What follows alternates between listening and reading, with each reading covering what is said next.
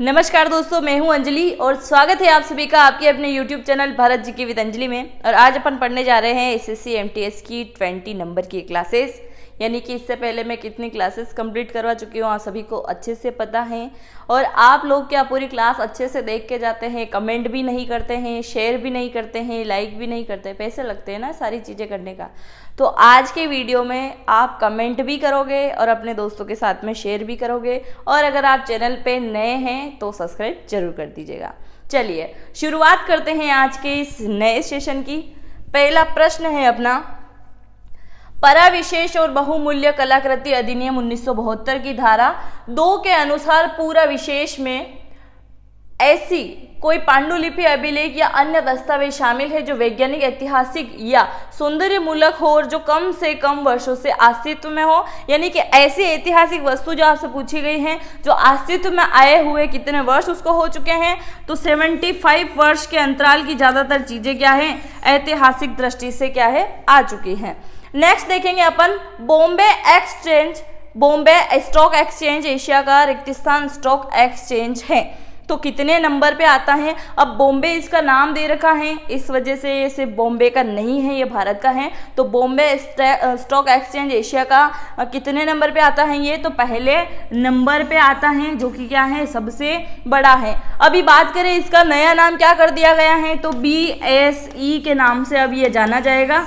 कोई फर्क नहीं है, ये सिर्फ हिंदी में लिखा हुआ है, इसको इंग्लिश में लिख दिया है। B का मतलब बॉम्बे, A इसका मतलब स्टॉक और E का मतलब एक्सचेंज हो गया है। तो BSE इसका अब क्या है, नया नाम कर दिया गया है। अध्यक्ष की अगर मैं बात करूं, SS मुद्रा, SS मुद्रा, ये कौन है, तो ये इसके अध्यक्ष हैं। बात करें BSE में कितनी कंपनियां शामिल हैं, तो इसके अंतर्गत कितनी कंपनियां आ जाएगी, 6000 प्लस कंपनियां शामिल है। और सबसे तेज रफ्तार में स्टॉक एक्सचेंज में अगर किसी का नाम आता है तो वो पहले नंबर पे आएगा, बॉम्बे स्टॉक एक्सचेंज। ऐसे तो भारत में इसके अलावा और भी हैं बहुत सारी कंपनी, पर इसमें 6000 कंपनियां शामिल हैं। और देश विदेश की अगर बड़ी बड़ी कंपनियों में देखें तो जापान, चाइना, उनका मुकाबला अब ये करती हैं। तो आई होप आपको समझ में आ गया होगा। आगे बढ़े। नेक्स्ट है तुलसीदास कृत रामचरितमानस का पहला मुद्रित संस्करण 1810 ईस्वी में रिक्त स्थान से प्रकाशित किया गया था। मैंने आपको कल ही पढ़ाया था तुलसीदास जी के बारे में, जब वाल्मीकि जी से संबंधित क्वेश्चन आया था। तो वाल्मीकि जी क्या लिखते हैं, रामायण लिखते हैं। और अगर आपसे पूछा जाए रामचरितमानस किसने लिखा है, तो वो लिखते हैं तुलसीदास जी। कहाँ पे लिखा गया था रामचरितमानस का पहला मुद्रित संस्करण लिखने की अगर मैं बात करूं रामचरितमानस, तो चित्रकूट, वाराणसी और अयोध्या, इन 3 स्थान पे लिखा गया है इसको, रामचरितमानस को। कहाँ पे किया है पहला संस्करण, कलकत्ता, जो कि उस समय कोलकाता, अभी वर्तमान में कोलकाता हो चुका है, पहले कलकत्ता इसको कहा जाता था, तो वहां पे हुआ है। तुलसीदास जी की और भी बहुत सारी कृतियां हैं जो आपके एग्जाम में आपको देखने को मिल सकती हैं, तो आप नोट डाउन कर लीजिए। पहला तो है रामचरितमानस, दूसरा आ जाएगा विनय पत्रिका, फिर कवितावली, मेघदूत, कुमार संभवम, अभिज्ञान शातुकुलम, पार्वती मंगल। इसके अलावा भी बहुत सारी कृतियां हैं जो आपके एग्जाम में आएगी, तो इन सारी चीजों को आप अच्छे से नोट डाउन करते चलिए। आगे बढ़े। पौधे किस प्रकार प्रक्रिया के द्वारा हवा में पानी छोड़ते हैं। हवा में पानी छोड़ने की यहाँ पे बात हो रही है। क्वेश्चन को आप सभी ध्यान से पढ़ेंगे, क्योंकि बात यहाँ पे प्रकाश संश्लेषण यानी कि पौधा जो अपना भोजन बनाता है उसकी बात नहीं, यहाँ पे हवा में पानी छोड़ने की बात हो रही है। तो वाष्पोसर्जन क्या आ जाएगा, वाष्पोसर्जन। आपने छोटे क्लासों में अच्छे से पढ़ा होगा, पेड़ पौधे क्या है, इनकी पत्तियों से पानी बादल खींचते हैं, फिर वहाँ समुद्र से भी पानी खींचते हैं, फिर वाष्पोसर्जन हो जाता है, फिर क्या है, बरसात होती है। बहुत सारी चीजें आपने पढ़ी है, तो ये चीजें यहाँ पे आपकी काम आने वाली हैं। तो पौधे किस प्रकार हवा में पानी छोड़ देते हैं, तो वाष्पोसर्जन के द्वारा। प्रकाश संश्लेषण की बात करें तो ये सूर्य के प्रकाश से क्या है, अपना भोजन बनाने का ये कार्य करते हैं। ये वाले क्वेश्चन भी आते हैं आपके एग्जाम में। दूसरा आएगा, पौधे जो हैं किस प्रकार की गैस को ग्रहण करते हैं, तो ग्रहण करने की अगर बात आए तो CO2 आ जाएगा, यानी कि कार्बन डाइऑक्साइड जो होता है उसको ये करते हैं ग्रहण। और अगर छोड़ने की बात करें छोड़ने की बात करें तो इनके द्वारा अपन को कौन सी गैस मिलती है? ऑक्सीजन मिलती है। क्या मिलता है? ऑक्सीजन इनके द्वारा प्राप्त किया जाता है। सबसे अधिक वन कहाँ पे हैं? आप मुझे कमेंट करके बताएंगे कौन से राज्य में सबसे अधिक वन है। आगे बढ़े। नेक्स्ट है, निम्नलिखित में से किस विकल्प को गलत तरीके से युग्मित किया गया है? गलत ऑप्शन आपको छांटना है और ये चीजें आपको पढ़ना ही पढ़ना है। कौन से राज्य में कौन सी चीजों का सबसे अधिक पैदावार होता है, एग्जाम में बनेगा इससे संबंधित प्रश्न। संतरा की अगर बात करूं तो संतरा कहाँ के हैं? नागपुर के। नागपुर महाराष्ट्र। नागपुर के संतरे बड़े फेमस है, नहीं खाए हो तो खा लेना। महाराष्ट्र के क्या है, रत्नागिरी के आम भी बहुत प्रसिद्ध हैं, वो भी बहुत अच्छे लगते हैं, मैंने भी खाए थे, बहुत टेस्टी होते हैं। मतलब दूसरे आम के मुकाबले ये ज़्यादा अच्छे होते हैं।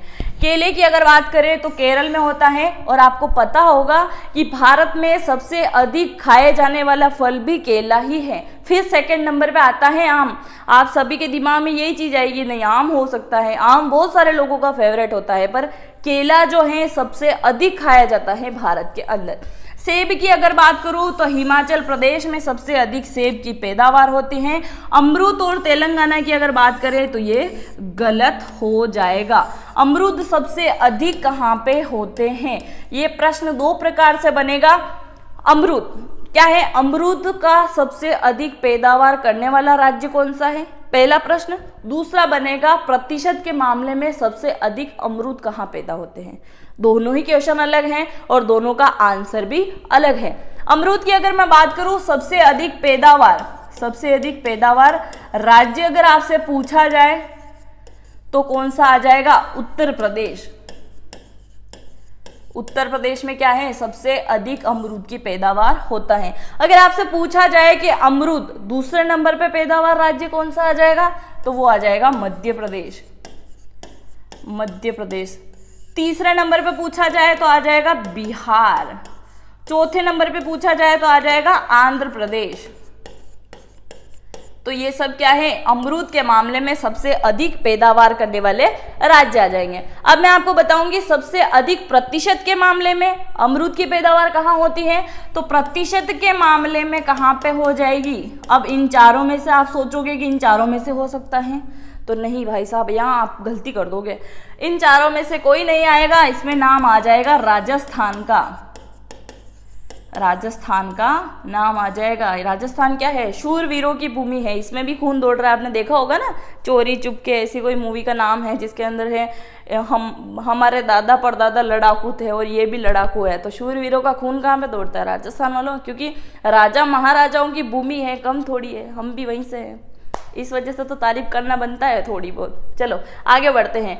मांडो किस राज्य के लोकगीत का एक रूप है? मांडो कहाँ का है? मैंने आपको सारे के सारे लोकगीत, राजकीय नृत्य, त्योहार, जो भी चीजें हैं आपको कंप्लीट करवा चुकी हूँ। ट्रिक वाइज मैंने आपको गोवा का भी याद करवाया था। मांडो यानी कि गोवा में क्या है? मंडी लगती है लोगों की, फिर क्या है? बोटलें खुलती है, पार्टियां चलती है, सारी चीजें मैंने बताई थी ना, तो उसी प्रकार से हो जाएगा। मांडो किस राज्य का लोकगीत है? तो गोवा का हो जाएगा। राजस्थान की अगर मैं बात करूं तो राजस्थान का आ जाएगा पणिहारी। वो बहुत सारे गाने हैं ना इस पे, मारा छेल भवर रो कांगसियो पणिहारिया ले गई रे। इसके अलावा कौन सा एक और अभी ट्रेंडिंग में चल रहा है, क्या नाम है उसका? क्या है? सरवर पानी भरवा जाऊसा नजर लग जाए, सुना होगा ना आप। बहुत सारे लोगों ने इस पे रील भी बनाई होगी इंस्टाग्राम पे। और हाँ, आप लोगों ने अभी तक मुझे अगर इंस्टाग्राम पे फॉलो नहीं किया है तो जरूर कर ले। मेरी आईडी है अंजलि भारत GK 0968, तो इसको अच्छे से नोट डाउन कर लीजिए और मुझे उस पर भी फॉलो कर लीजिए। पर अगर आपके कोई भी क्वेश्चन है तो आप सिर्फ यूट्यूब पे ही पूछेंगे, क्योंकि उस पर मैं आपको रिप्लाई नहीं करूंगी। बिहार की अगर बात करें तो बिहार का है कजरी और क्या आ जाएगा? पाइका। कजरी एक यूपी में भी होता है और कजरी पाइका ये कहाँ पे होता है? बिहार के अंदर होता है। मणिपुर की अगर बात करूँ तो ये हो जाएगा खुजनोई और आ जाएगा एक और खुईशोइनी। तो ये क्या है, मणिपुर के लोकगीत हैं। इनके तो लोकगीत मुझे पता नहीं, क्योंकि नाम ही इतने अजीब है, तो कैसे गाते होंगे। अगर आप मणिपुर से हैं तो थोड़ा सा लाइन उसमें लिख दीजिएगा कि इस प्रकार के हमारे यहाँ लोकगीत होते हैं। तो मांडू किस प्रकार का है, किस राज्य का है, तो गोवा का हो जाएगा, आपको बता चुकी हूं मैं।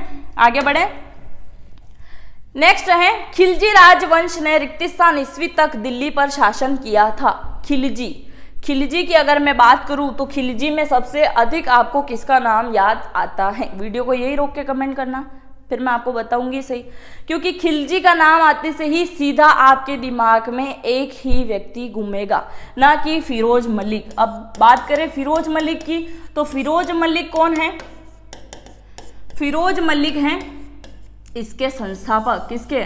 खिलजी वंश के संस्थापक, खिलजी वंश के संस्थापक। और हाँ, मैंने एक वीडियो बनाया था जिसमें मैंने आपको सारे जीके के इंपॉर्टेंट टॉपिक बताए थे स्पेशल एमटीएस के लिए, कि आपको सिर्फ यही टॉपिक पढ़ने हैं, ज़्यादातर इसी से एग्जाम में क्वेश्चन आ रहे हैं लगातार 2017 से। तो आप वो वाले टॉपिक का वीडियो भी जरूर देखें, आपको प्लेलिस्ट में मिल जाएगा एसएससी एमटीएस की। और साथ ही मैंने उसमें भी आपको बताया था सारे वंश जो भी हैं उनके संस्थापक आपको कंठस्थ याद होने चाहिए, सारे युद्ध इतिहास के याद होने चाहिए, इनसे संबंधित आपके एग्जाम में डेफिनेटली क्वेश्चन आएगा। तो आप इन चीज़ों को अच्छे से पढ़ लें, मैंने बताया भी है काफ़ी समय, और इसके लिए भी मैं स्पेशल वीडियो लेके आने वाली हूँ एक आध दिन में। खिलजी वंश की अगर बात करें तो फिरोज मलिक जो हैं ये इनके संस्थापक हैं। खिलजी राजवंश ने ईस्वी तक दिल्ली पर शासन किया था। तो कब करते हैं? 1290 से 1320 के मध्य में दिल्ली पर शासन करते हैं। और खिलजी का नाम सुनते से ही आपको अलाउद्दीन खिलजी की याद आई होगी। सबसे 5 प्रमुख खिलजी वंशज रहे हैं, खिलजी शासक जो हैं 5 प्रमुख रहे हैं। उसके बाद में क्या है, इसका पतन हो गया था। और अलाउद्दीन खिलजी भी कम नहीं था, जब इसके जो चाचा थे ना, इसके जो अंकल थे, वो थे इसकी राजगद्दी पर बैठे हुए, तो इसने उनको भी मार दिया, इसके चचेरे भाई को भी मार दिया। उनकी जो बेटी रहती है उससे इनका विवाह हो जाता है, और ये क्या कर लेते हैं, मतलब उनके साथ में बेईमानी ही करते हैं ना, एक साइड से बेईमानी करने के बाद में दिल्ली की गद्दी पे ये बैठ जाते हैं। खिलजी वंशज के जो होते हैं क्या, अलाउद्दीन खिलजी। तो 1290 से 1320 के मध्य इन्होंने क्या किया था, शासन किया था। नेक्स्ट है जम्मू कश्मीर में पुरातात्विक महल का स्थल निम्नलिखित में से कौन सा है? जम्मू कश्मीर में पुरातात्विक महल का स्थल निम्नलिखित में से कौन सा है? तो ये आ जाएगा बुर्ज होम। बुर्ज होम कहाँ पे है? जम्मू कश्मीर में है। ब्रह्मगिरी, मस्की, वाटकल, ये सारे के सारे कहाँ पे हैं? तो ये आ जाएंगे कर्नाटक के अंदर हैं। ये सारे क्या हैं? पुरातात्विक स्थल हैं जो कि कर्नाटक के अंदर है। आगे बढ़े, नेक्स्ट है डाल्टन के परमाणु सिद्धांत के अनुसार परमाणु रिक्त स्थान को बनाने के लिए लघु पूर्ण संख्याओं के अनुपात में संयोजित होता है। तो इसमें क्या होता है? यौगिक होता है जो कि बहुत सारी संख्याओं में संयोजित होता है, उसके बाद में इसका सिद्धांत होता है। आगे बढ़े, नेक्स्ट है ब्रह्मपुत्र नदी के बारे में निम्नलिखित में से कौन सा कथन गलत है? गलत कथन आपको देखना है। ब्रह्मपुत्र नदी के बारे में दी गई बातें हैं। तो सर्वप्रथम अपन देखेंगे, यह तिब्बत से आद्भूत होती है या उद्गम होता है, तो ये तिब्बत के मानसरोवर पास से ही होती है, तो ये सही हो जाएगा। अपन को यहाँ ढूंढना है कथन जो कि गलत है। नेक्स्ट है इसका अधिकांश मार्ग भारत के बाहर है, क्योंकि बहुत कम 1-2 राज्य में ही ये आती हैं। मैंने आपको ब्रह्मपुत्र नदी, गंगा नदी, सिंधु नदी, सारी की सारी नदियाँ भी कंप्लीट करवा दी हैं, आप वो वीडियो भी जरूर देखें। अधिकांश मार्ग भारत के बाहर ही स्थित है, तो ये भी सही हो जाएगा। अंत में कहाँ चली जाती है? बंगाल की खाड़ी में गिर जाती है, बांग्लादेश होते हुए। यह भारत के अरुणाचल प्रदेश में प्रवेश करती है, जहाँ इसे दिबंग कहा जाता है, तो ये गलत हो जाएगा। यह हिमालय के समानांतर पूर्व की ओर बहती है, तो ये भी सही हो जाएगा। ये भारत के अरुणाचल प्रदेश में। अब बात करें अरुणाचल प्रदेश की, तो अरुणाचल प्रदेश में इसको क्या कहते हैं? इसको कहेंगे ब्रह्मपुत्र। क्या कहेंगे? ब्रह्मपुत्र। और मैं असम की बात करूं तो असम में इसको क्या कहेंगे? डिंग। क्या कहेंगे? डिंग। तिब्बत की अगर मैं बात करूं तो तिब्बत में इसको क्या कहेंगे? इसको कहेंगे सांगपो। क्या कहेंगे? सांगपो इसको कहेंगे। फिर जब ये बंगाल की खाड़ी की ओर बढ़ती हैं तो बांग्लादेश में चली जाती हैं, और बांग्लादेश में जाने के बाद इसको क्या बोला जाता है, जमुना। यहाँ पे जमुना नदी का पानी भी आता है, इस वजह से सिर्फ इसका नाम जमुना हो जाता है। फिर ये आगे चलती हैं और पद्मा में जाके मिलती हैं। पद्मा किस नदी का नाम है, तो ये गंगा नदी का अन्य नाम है। गंगा नदी भी मैंने आपको पढ़ाई थी ना, कहाँ से, गंगोत्री से उद्गम होता है, भागीरथ जी लेके आते हैं, उनके 60,000 वंशज जो होते हैं उनको मुक्ति दिलाने के लिए, सारा कुछ बताया मैंने उसमें। तो यहाँ पे संगम हो जाता है पद्मा नदी का और जमुना नदी का, और यहीं पे क्या है, एस्चुरी बनती है। एस्चुरी बनती है, आप सभी को पता है क्या है वो, सुंदरवन। और फिर यहाँ से होते हुए कहाँ गिर जाती हैं, बंगाल की खाड़ी में जाके गिर जाती है, बंगाल की खाड़ी में गिरती है। तो सारा कुछ मैं आपको पढ़ा चुकी हूँ। तो ये क्या है, अरुणाचल प्रदेश में प्रवेश करती हैं, जहाँ पे इसको दिबंग नहीं कहा जाता है। अरुणाचल प्रदेश में इसको कहा जाता है ब्रह्मपुत्र, असम में कहा जाता है इसको डिंग नदी। आगे बढ़े, नेक्स्ट है, निम्नलिखित में से किस लोकगीत और नृत्य को वर्ष 2011 में मानवता की अमूर्त सांस्कृतिक विरासत की यूनेस्को प्रतिनिधि सूची में शामिल किया गया है। लोकगीत के बारे में यहाँ पे बात हो रही है, यानी कि नृत्य ही आप बोल सकते हो, क्योंकि लोकगीत जो गाया जा रहा है उसके साथ में नृत्य भी होगा ही होगा। तो इसमें किसको शामिल किया गया है, कालबेलिया नृत्य। कहाँ का है कालबेलिया नृत्य, तो यहाँ राजस्थान। कहाँ का है, राजस्थान। और इसको विश्व में, क्या विश्व में नाम दिलाने का काम किसने किया है, गुलाबो जी ने। गुलाबो को जानते हो आप, ये क्या है, नृत्य करते ही हैं, कालबेलिया नृत्य ये करती हैं, राजस्थान से आती है। और देश विदेशों में इन्होंने कालबेलिया नृत्य को क्या है, अपनी एक अलग पहचान दिलाई है। चरी नृत्य की अगर मैं बात करूं, चरी की जगह अगर चेरी हो जाता, ये मात्रा का ही कंफ्यूजन है, याद रखना। चरी नृत्य है तो राजस्थान का है, पर चेरी नृत्य जो हो जाएगा तो वो हो जाएगा मिजोरम का। कहाँ का हो जाएगा, मिजोरम का चरी नृत्य। अब चरी क्या होता है, हमारी लोकल लैंग्वेज में अगर बोले राजस्थान में, तो चरी का मतलब क्या होता है, मटका। चरी, या इधर तो चरी बोला जाता है, मटके को जो स्टील का आता है उसको चरी बोला जाता है, छोटी सी होती है, छोटे मुंह वाली। तो उसमें क्या है, पानी भर के महिलाएं अपने सिर पे रख के फिर क्या करती है, डांस करती है। बहुत सारी तो क्या है, आग जलाती है, उसमें डांस करती है। आपने बहुत सारे राजस्थानी नृत्यकारों को देखा होगा, वो क्या करते हैं, बहुत सारे मटके रख लेते हैं, ऊपर आग लगाते हैं, फिर नृत्य करते हैं। तो इस प्रकार के नृत्य यहाँ पे होते हैं। गेर भी आप सभी ने देखा होगा, यूट्यूब पे तो बहुत सारे वीडियो भी है इसके गेर से संबंधित। उसमें क्या है, हाथ में बड़े बड़े लकड़े, मतलब डंडे जो होते हैं, उनसे नृत्य किया जाता है। और एक लोकल लैंग्वेज में एक बोला भी जाता है, ज़्यादा बोल मत नहीं तो तने गेर खेला दूंगा। तो ये चीज़ें इसमें ही आती है। चरी, घड़ा, पानी भरवा को जो घड़ो हुए ना, विने के वह चरी। और भवई की अगर बात करें तो भवई मध्य प्रदेश में भी वे और राजस्थान में भी वे, तो दो ही नृत्य हैं। आगे बढ़े तो ये कालबेलिया हो जाएगा। नेक्स्ट है, कोयले का जलना रिक्तिस्थान अभिक्रिया का एक उदाहरण है। एक कमेंट आया था मुझे कि आप जो राजस्थानी बोलते हो, कभी कभी हमको राजस्थानी में 1-2 क्वेश्चन भी पढ़ाया करो, इस वजह से मैंने थोड़ी राजस्थानी बोली है। कैसी लगी आपको मेरी लैंग्वेज, कमेंट करके जरूर बता देना। कोयले का जलना एक अभिक्रिया का उदाहरण है, तो क्या है, ये संयोजक है। क्या है, संयोजक हैं। कोयले का जलना, कोयले सबसे ज़्यादा कहाँ पे हैं, तो झारखंड का नाम आता है। और सबसे बड़ी खदान की अगर बात करें तो धनबाद के अंदर आ जाएगा। बेसिकली झारखंड में अत्यधिक कोयला है। आगे बढ़े, नेक्स्ट है, केंद्रीय बजट 2020-21 में, केंद्रीय बजट 2020-21 में स्वच्छ भारत मिशन के लिए रिक्तिस्थान करोड़ की राशि आवंटित की गई है। कितने करोड़ रुपए खर्च हुए स्वच्छ भारत मिशन के ऊपर, जो राशि आ जाएगी 12,300 करोड़ रुपए। कम राशि नहीं है ये। एक व्यक्ति पूरे जीवन में भी इतने नहीं देख पाता है, कमाने की दूर की बात है। 12,300 करोड़ रुपए सिर्फ स्वच्छ भारत मिशन के ऊपर खर्च हो चुके हैं, जो कि आवंटित की गई राशि है। अब बात करें स्वच्छ भारत मिशन, तो इसमें सर्वप्रथम किस व्यक्ति का नाम आएगा, इससे कौन संभालता है, प्रधानमंत्री जी। प्रधानमंत्री जी के पास में ही है ये मंत्रालय, और नरेंद्र मोदी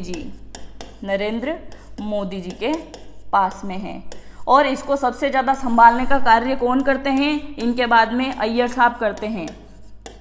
अय्यर का पूरा नाम क्या है, परमेश्वरम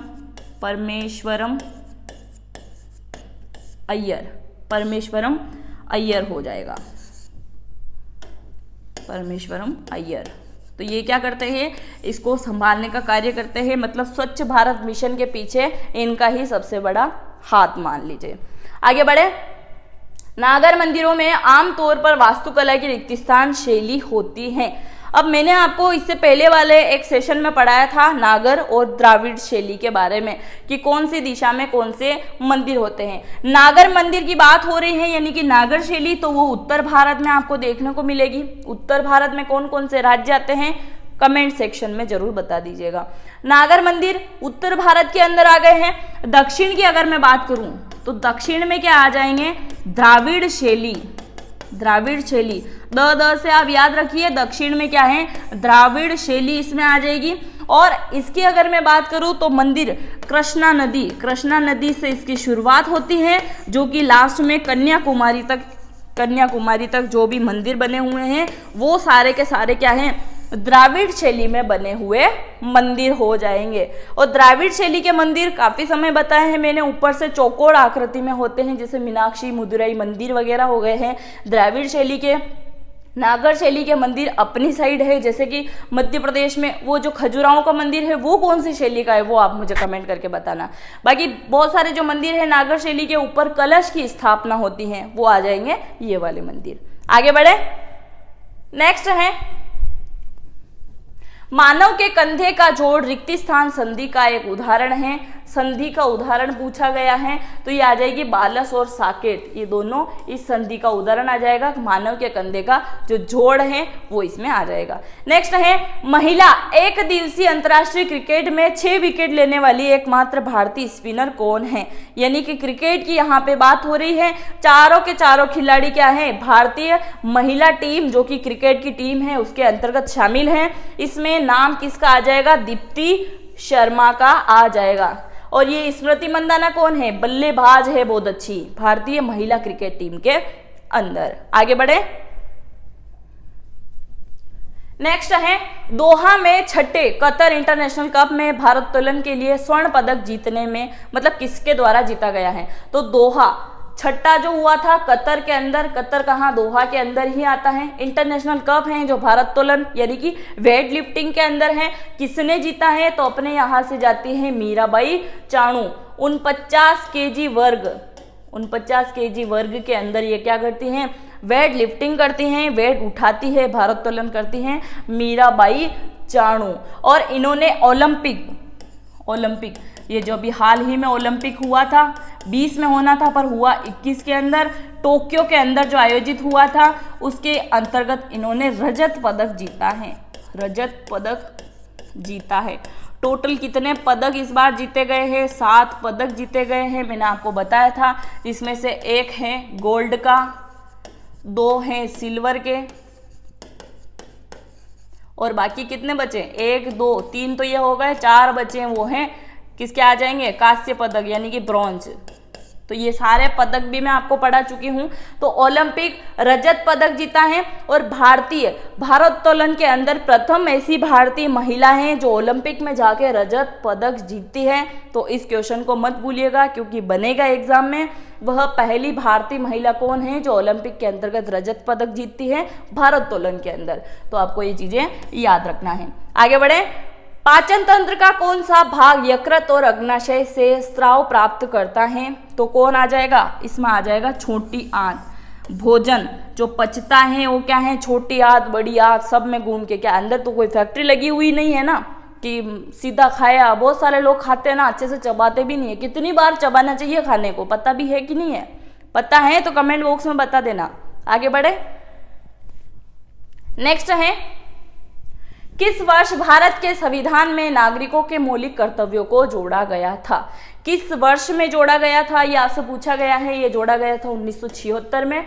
मौलिक कर्तव्यों की अगर मैं बात करूं तो पहले कितने मौलिक कर्तव्य थे, 10 थे। अब कितने हैं, 11 हो चुके हैं।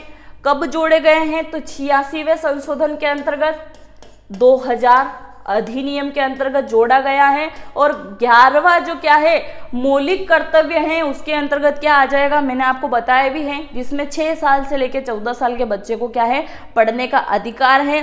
कोई भी व्यक्ति उसको जबरन श्रम के लिए नहीं लेके जा सकता, कोई भी अपने अंदर जो काम करवाना होता है वो काम नहीं करवा सकता कि नहीं किसी टपरी शॉप वगैरह पे उसको ले जाके पटक दिया डाल दिया, ऐसे कोई नहीं करा सकता। अगर आपके आसपास भी ऐसा होता है तो आप जागरूक रहिए, पुलिस को जरूर इस चीज़ की इन्फॉर्म कर दीजिएगा। तो 6 साल से 14 साल तक बच्चे को क्या है अधिकार है कि वो शिक्षा प्राप्त करे। इसी वजह से तो मिड डे मील चलाया जाता है कि बहुत सारे बच्चे क्या है टाइम पे उनको खाना भी नहीं मिलता है खाने के लिए, तो खाने की वजह से बहुत सारे पढ़ने के लिए चले जाते हैं। तो ये चीजें भी अच्छी करती है सरकार। नेक्स्ट है विली वोनका बच्चों की कहानी। पुस्तक रिक्त स्थान का एक काल्पनिक चित्र है। तो चरित्र कहाँ पे है ये, तो इसमें आ जाएगा Charlie and the chocolate factory के अंदर, जो कि बात कहाँ की हो रही है, हॉलीवुड की हो रही है। नेक्स्ट आ जाएगा निम्नलिखित में से किस योजना के तहत सूक्ष्म इकाइयों से संबंधित विकास और पुनर्वित्त पोषण गतिविधियों के लिए भारत सरकार द्वारा एक नई संस्था स्थापित की गई है। तो ये क्या है, प्रधानमंत्री मुद्रा योजना है। क्या है, प्रधानमंत्री मुद्रा योजना है, जिसके अंतर्गत क्या है किशोर जो बालक होते हैं उनको क्या है यहाँ पे उनको क्या है सहायता प्रदान की जाती है। प्रधानमंत्री जनधन योजना के बारे में आप सभी जानते हैं, करोड़ों लोगों ने, लगभग 33 करोड़ प्लस लोगों ने क्या है खाते खुलवाए थे, अपने अकाउंट ओपन करवाए थे ना, आपने भी करवाया होगा, आपको याद होगा प्रधानमंत्री जनधन योजना के तहत। नेक्स्ट है प्रधानमंत्री सुरक्षा बीमा योजना। इसके अंतर्गत क्या है, आप पहले तो पैसे जमा कीजिए, जब आपकी उम्र हो जाएगी 60 साल प्लस, उसके बाद में क्या है आपको पेंशन के रूप में वापस वो पैसे दे दिए जाएंगे। प्रधानमंत्री आयुष्मान भारत योजना के अंतर्गत क्या है, अगर आप किसी भी बड़े प्राइवेट हॉस्पिटल हो सरकारी हो वहाँ पे इलाज कराने जाते हो, बड़ी बीमारी अगर आपको हो चुकी है तो उसके अंतर्गत कुछ डिस्काउंट आपको मिल जाएगा। अगर आपका कोई ऑपरेशन वगैरह होता है तो पैसों की छूट इसमें मिलेगी। नेक्स्ट देखते हैं निम्नलिखित में से कौन महाराष्ट्र का एक संत था। महाराष्ट्र के संत की यहाँ पे बात हो रही है। तो चोखा मेला क्या है, एक महाराष्ट्र के प्रमुख संत रह चुके हैं। नेक्स्ट है आमतौर पर रिक्त स्थान मीटर से अधिक ऊंची खड़ी पहाड़ी को पर्वत के रूप में वर्गीकृत किया गया है। तो क्या आ जाएगा 600 मीटर प्लस की अगर ऊंचाई होगी तो उसको अधिकृत किया जाएगा। नेक्स्ट है चोल शिलालेखों में तिरुनामुट्टकानी को रिक्त स्थान के रूप में वर्णित किया गया है। तो किसके लिए किया गया है, मंदिरों को भेंट की गई जमीन इसमें आ जाएगी। गैर ब्राह्मण किसान मालिकों को जमीन, जैन संस्थाओं को दान की गई जमीन, ब्राह्मणों को भेंट की गई जमीन तो नहीं, ये चोल शिलालेख जो है मंदिरों के लिए भेंट की गई जमीन के अंदर आ जाएगा। नेक्स्ट है भारतीय संविधान का कौन सा अनुच्छेद आपातकालीन की उद्घोषणा से संबंधित है। आपातकाल पहली बार कब लगा था, फखरुद्दीन साहब क्या थे उस समय, राष्ट्रपति जी थे। उस समय क्या है सबसे प्रथम आपातकाल लगा था। प्रधानमंत्री जी कौन थे उस समय, प्रधानमंत्री तो कौन थे, इंदिरा गांधी। तो क्या है आपातकालीन, तो आपातकाल की घोषणा अनुच्छेद 352 के अंतर्गत कर सकते हैं। कौन करता है घोषणा, तो भारत के राष्ट्रपति जी के द्वारा इसकी घोषणा की जाती हैं। ये थे आज के अपने 25 most important question. I hope आपको पूरी क्लास अच्छे से समझ में आ गई होगी।